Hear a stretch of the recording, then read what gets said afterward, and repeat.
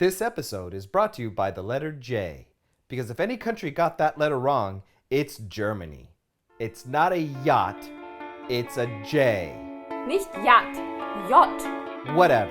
Besides, you're saying it wrong. It's not Josie, it's Josie. Schmetterling in der Luft, ich kann auch so fliegen, ich kann überall hingehen. Schmetterling in der Luft, ich kann auch so fliegen, ich kann überall hingehen. Schau mal her, lies in einem Buch. Schau mal her, lies in einem Buch. Schau mal her, lies in einem Buch. Schau mal her, Wigge, Wugge, lesen! Wiegen, Bogen, lesen! Wiegen, Bogen, lesen! Wiegen, Bogen, lesen! Wiegen, Bogen, lesen! Schau mal her, lies in einem Buch. Lesen! Schau mal her, lies in einem Buch. Lesen! Schau mal her, lies in einem Buch. Lesen! Schau mal her, lies in einem Buch. Lesen!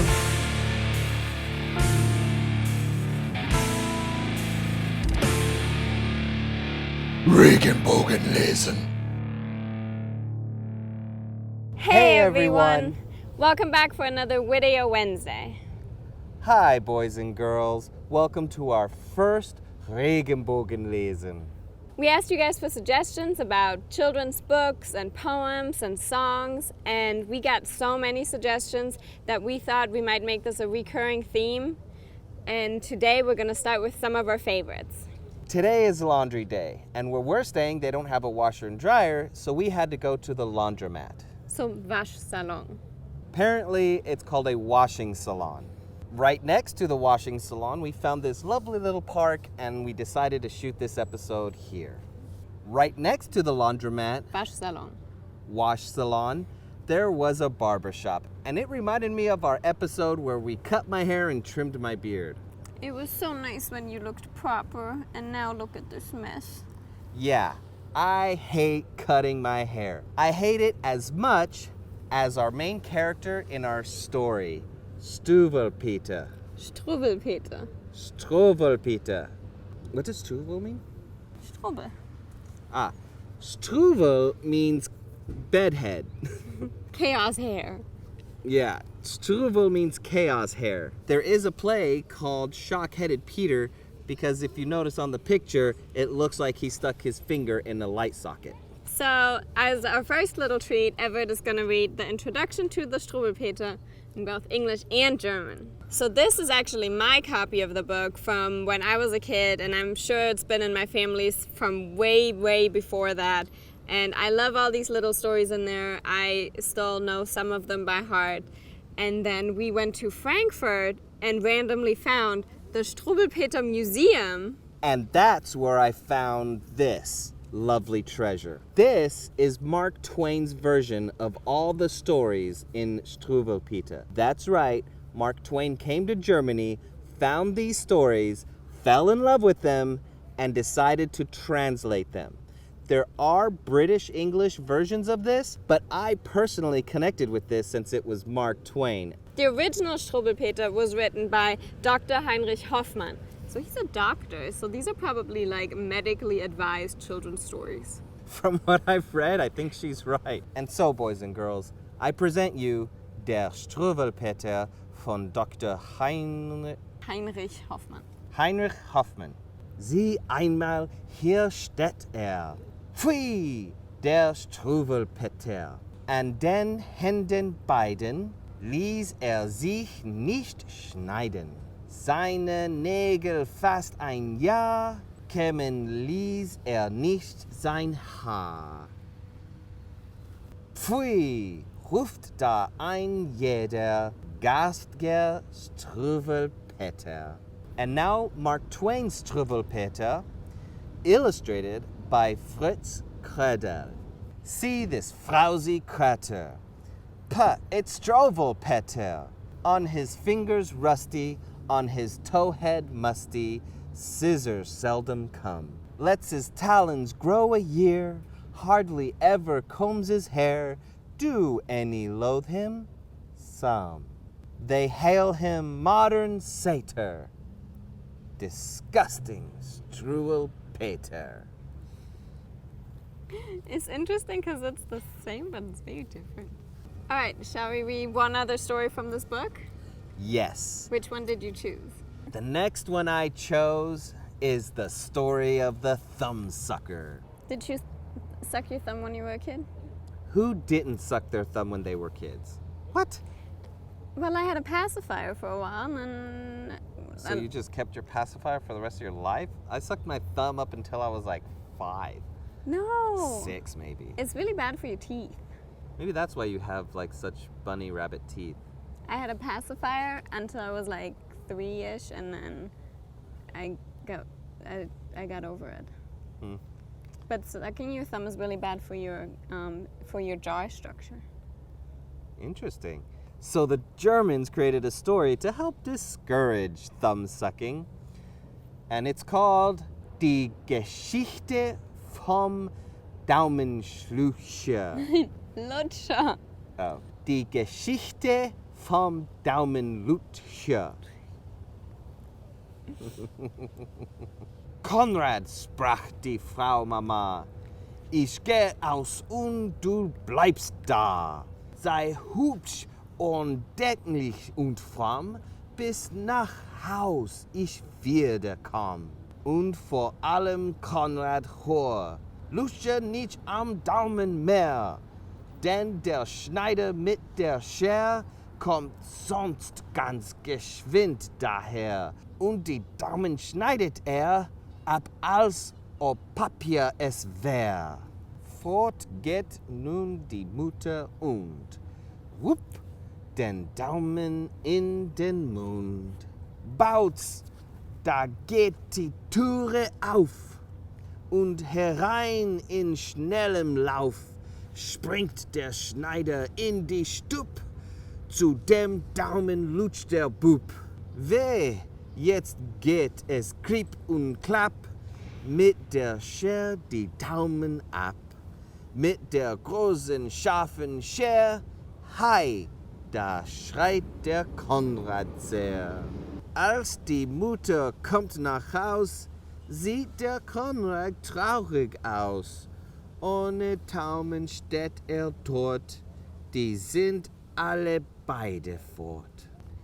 And now, Mark Twain's version of the story of the thumbsucker. Conrad, cried his mama dear, I'll go out, but you stay here. Try how pretty you can be till I come again, said she. Docile be, and good and mild, pray don't suck your thumb, my child. For if you do, the tailor'll come and bring his shears and snip your thumb from off your hand as clear and clean as if of paper it had been. Before she's turned the corner south, he's got his thumbkin in his mouth. Bang! Here goes the door kerslam. Whoop! The tailor lands kerblam. Waves his shears, the heartless grub, and calls for Daumen Lutscher bub. Claps his weapon to the thumb, snips it square as head of drum. While that lad his tongue unfurled, and fired a yell heard round the world.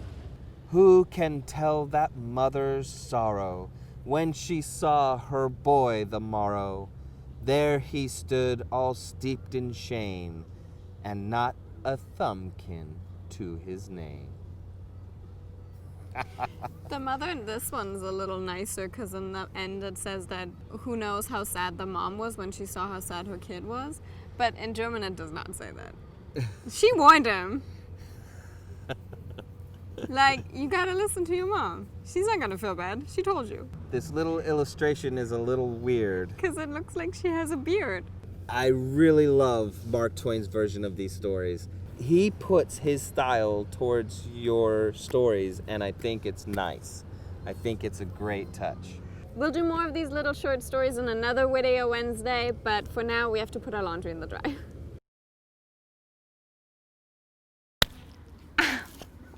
I like how you thought I could just slap you. Oh man, I should have just done that.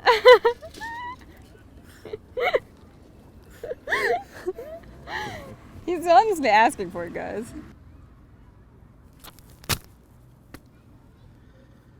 Ah, life with a Josie. Our clothes are in the dryer, so we have time for another book. You know, when I was a kid, I used to watch a Looney Tunes cartoon about the futile efforts of a cat named Sylvester trying to capture and eat a little bird named Tweety. Just like this classic German children's story, Puputa. So this is a book that is from my family. It has been in many, many children's hands. We all absolutely love it. But unfortunately, it's gotten a little torn up. Let's just blame my brother because it was in fact him who broke it. So when the book was torn up, my mom was really sad. So I reimagined it for her with my own illustrations. And now we have both in our family. In dedication to her mom, I will actually read her mom's book. Puputa by Thomas Nicolau and Regine Kruse Heinecke. Putzen, putzen, Regen, putzen, alle Kinder tragen Mutzen. Bäume stehen schwarz und kahl und die Sonne scheint nur fahl.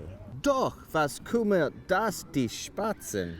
Hört, wie laut sie eifrig schwatzen, wenn sie einen Wurm erhaschen. Ob sie ihn sogleich vernaschen? Tief im Dunkel hinterm Strauch hocht mit völlig leerem Bauch Puputa, die schwarze Katze, und die schneidet eine Fratze. Warte nur, ich krieg dich bald, murmelt sie ganz busenkalt. Blitzschnell macht sie einen Satz, keine Rettung mehr für Spatz. Spätzchen, das vor Angst vergeht, jammert, bettelt, weint und fleht. Lass mich leben, fries mich nicht, bist du denn ein Bösewicht? Lass mich leben, liebe Katze. Puputa erhebt die Tatze, schlägt dem Spatzchen ins Gesicht. Schweig, dein Piepsen rührt mich nicht. Ja, ich werde dich gleich fräsen. Oh, das wird ein Mittagessen. Das kann gar nicht anders sein. Ich bin groß und du bist klein. Sie schlägt zu mit Argerwort und der Spatz verliert den Mut. Wird ganz blass und klein wer Schreck und dann fällt er in den Dreck. Doch ein Hund lauscht hinterm Baum. Puputa, die ahnt es kaum.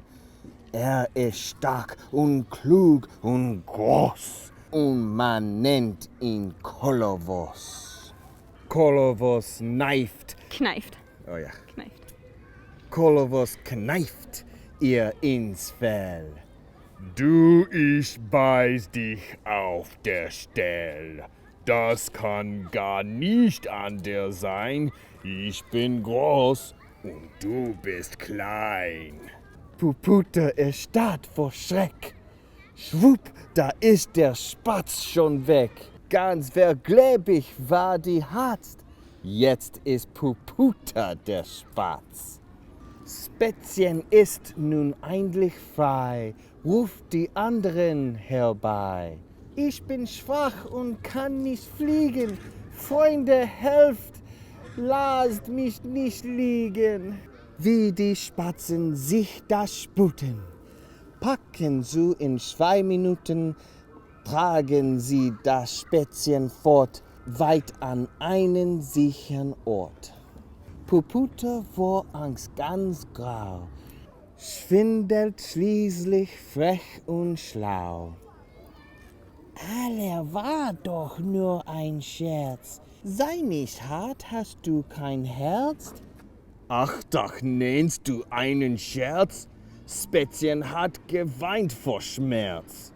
Wär ich nicht herbeigesprungen, hättest du es schon verschlungen. Das war Boss, ich seh es ein. Armes Spätzchen ist so klein. Ich will es nie wieder tun. Zeuge ist das bunte Huhn. Nein, so einfach geht das nicht. Weil ein jeder Bösewicht, wenn man ihn nicht hart bestraft, immer wieder Unheil schafft. Deshalb ordnen ich jetzt an. Zeuge sind hier Spatz und Hahn. Früh und spät zum Mittagessen wirst du Haferflocken essen. The end. Yay! So do you know what happens at the end? The dog eats the cat. No. Okay, well, if this was Sylvester and Tweety, the dog would definitely have beaten that cat up to no end. This is Germany. We have like strict rules and fair punishments. The cat says, "Oh, I'll never do it again. I see that I was bad." And the dog says, "You can't get away that easily because if we don't punish you, you'll just do it again. So from now on, I decree you to only eat porridge." Porridge? Yeah. Porridge? Which one's porridge? Haferflocken. Haferflocken? Wow, the dog forces a cat to eat porridge. I mean, That's just fair. it's logical. So I guess hopefully our laundry is dry and we can go home. All right, we have one more story for you guys, but we got to get our laundry out of the dryer. Hey there, boys and girls. We finished our laundry, so now we're ready to do our last story of the day. This was a suggestion by many of you. The stories from Wilhelm Busch, specifically Max und Moritz. This is a book that has also been in my family for a long time and has that beautiful old book smell.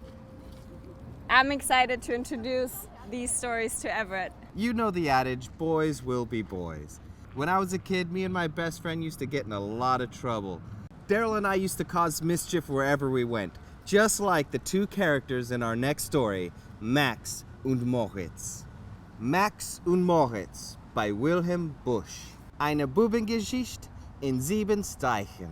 Okay, Streiche means pranks. So this is written in 7 pranks. Forward. Forward. Ach, was muss man oft von Bosen Kindern hören oder lesen. Wie zum Beispiel hier von diesen, welche Max und Moritz hießen, die anstatt durch weise Lehren sich zum Guten zu bekehren, oftmals noch darüber lachten und sich heimlich lustig machten. Ja, zu Übeltätigkeit, ja, dazu ist man bereit. Menschen necken, Tiere quälen, Äpfel, Birnen, Zwätzchen stehlen. Das ist freilich angenehmer und dazu auch viel bequemer als in Kirche oder Schule. Because what's funny, Kirche is church and Kirche is cherry. Oh. So either they're sitting in a church or they're sitting in a cherry. Who knows? Als in Kirche oder Schule fest zu sitzen auf dem Stuhle. Aber welche, wenn ich auf das Ende sehe? Ach, das war ein schlimmes Ding, wie es Max und Moritz ging. Drum ist hier, was sie getrieben, abgemalt und aufgeschrieben. And that was the foreword about Max und Moritz. So this is just introducing the two boys, how they would not want to go to school. They're always just making trouble and just didn't want to listen to adults. But then they won't find a good ending. So this is where their story is written and drawn. This is the first prank, der erste Streich. Mancher gibt sich viele Mühe mit dem lieben Pferdevieh. Eine Steils der Eier wegen, welch diese Vogel legen. Zweitens, weil man dann und wann eine Braten essen kann. Drittens aber nimmt man auch ihr Pferden zum Gebrauch. In die Kissen und die Pfuhle, denn man liegt nicht gerne Kuhle. Seht, da ist die Witwe Bolte, die das auch nicht gerne wollte. Ihre Hühner waren 3 und ein stolzer Hahn dabei. Max und Moritz dachten nun, was ist hier jetzt wohl zu tun? Gas geschwinde, 1, 2, 3, schneiden sie sich Brot entzwei. In 4 Teile jedes Stück, wie ein kleiner Finger dick. Finger dick? Dick means thick in German. So this is a dick finger? They're cutting bread in pieces that are as thick as a little finger. I find this unsuitable for children. Diese binden sie an Fäden, übers Kreuz ein Stück an jeden und verlegen sie genau unter Hof der guten Frau. Kaum hat dies der Hahn gesehen, fängt auch schon an zu krähen. Kikiriki, kikiriki. Just to let you know, in Spanish, that's the sound of a rooster. Kikiriki. That's the sound of a rooster in German. In English, it's cock-a-doodle-doo. Why? I don't know. That is so not the sound he makes. Clearly, the Germans and the Spanish have agreed on the sound of a rooster, and I'm gonna guess the English might have gotten it wrong. Tack, tack, tack, da kommen sie.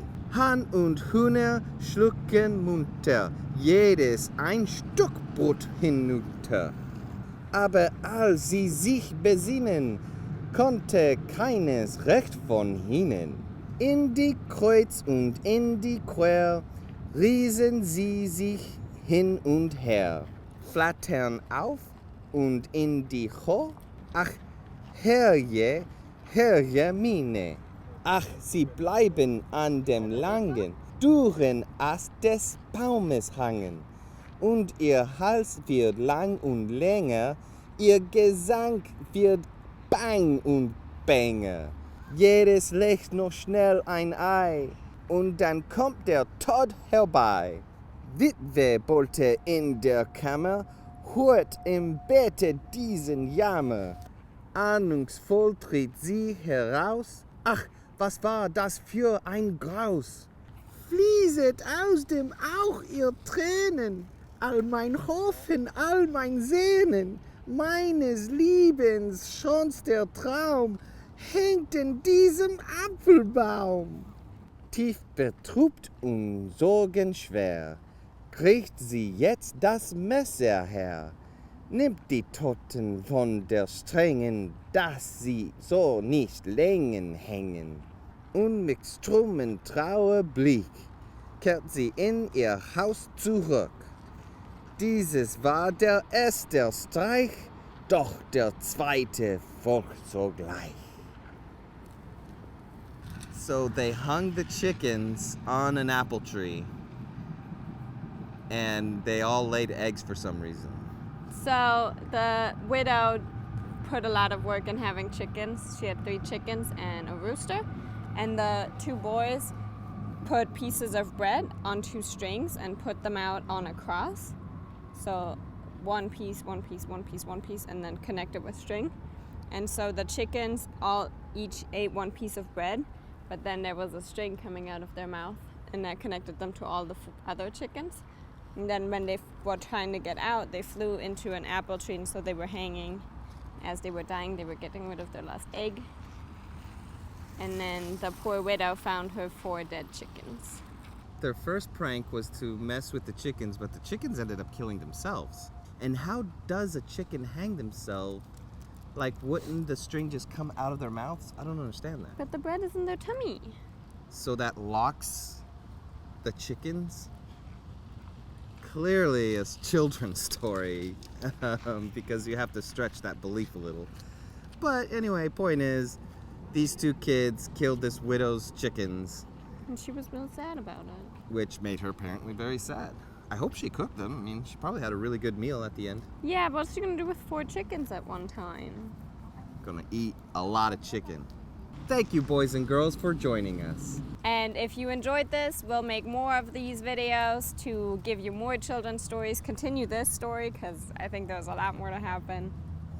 I'm having a lot of fun reading children's stories, much more fun than reading classic literature, let me tell you. Thank you so much to everyone who's a patron on Patreon.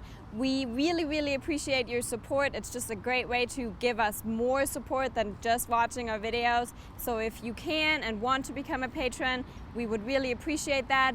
And we just sent out new rewards this week, so we're always really excited when that happens and to get your feedback about them. But more importantly, please click on the subscribe and the like button, share it with all of your friends, and stay tuned for some new exciting news that we have coming up. But before we go, I'm gonna leave you with one last song that's classic amongst the children here in Germany. The Sandman song.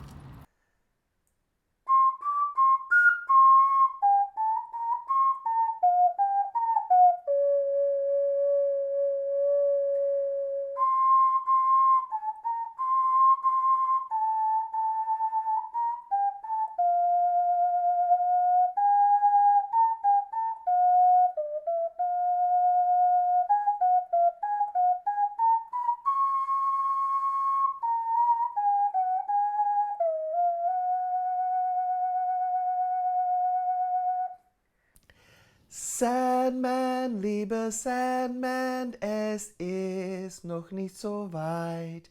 Wir sehen erst den Abendkuss, ehe das Kind ins Bettchen muss. Du hast gewiss noch Zeit. Kinder, liebe Kinder, es hat mir Spaß gemacht. Nun schnell ins Bett und schlaft recht schön, denn will auch ich zur Ruhe gehen. Ich wünsch euch gute Nacht. Good night. Gute Nacht.